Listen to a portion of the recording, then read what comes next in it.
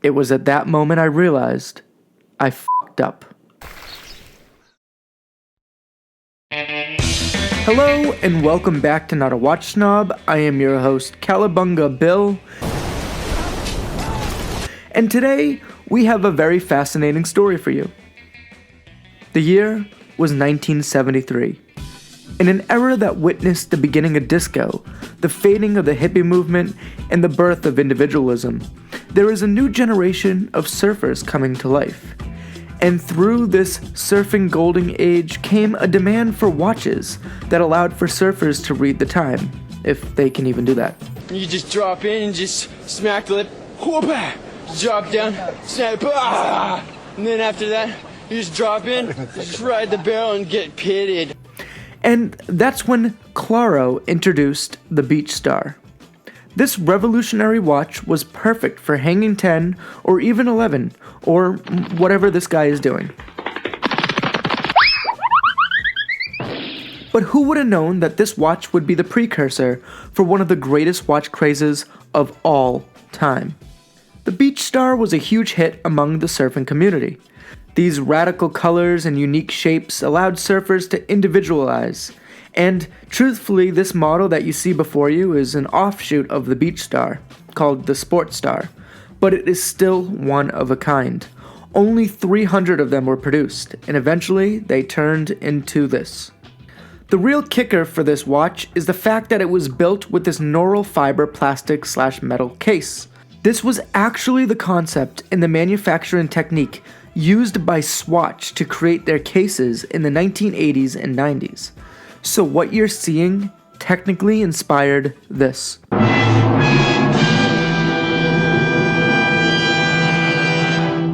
No, but all jokes aside, this is such a cool piece of watch history.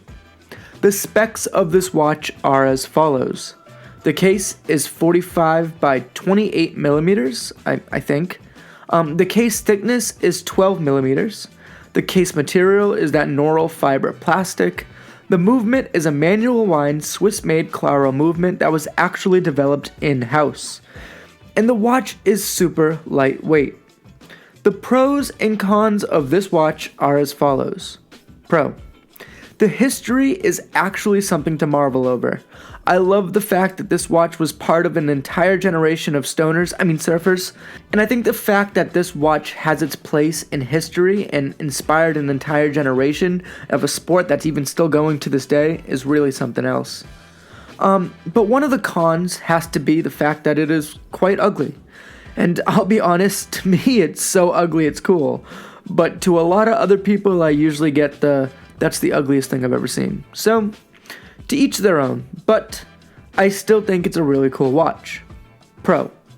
I think it keeps pretty good time for being a watch from the 70s. I haven't really had to set or adjust the watch too much, so I'll give that a pro. Con. There is no power reserve. It will run for the day, but the second I pass out to go to sleep, it stops working around 3 a.m.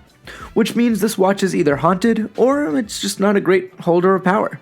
So I definitely have to give that a con for that. All in all, I love the idea that I am holding a watch that is something that no one else has. Go ahead, try to find one. I guarantee you will not be able to buy one. And if for some weird reason you are able to find one to buy, go ahead and post the link in the comment section below, and I'll say whatever you want on the next live stream. Anything. Go ahead. I guarantee you won't find one. Anyway, I was able to find this watch for around $140. They were asking for $200, but I used my expert negotiation skills and knocked off, what was that, $90? No, math's way off.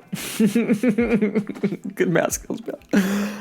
That's $60. There you go, $60 off, my bad.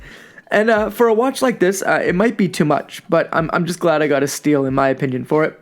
And the fact that you will not find one for sale really means something to me. Anyway, remember my name is Bill, I'm not a math guy, and I'm not a watch snob, and neither are you. Good night, and thank you for chatting with me, boys. See you later.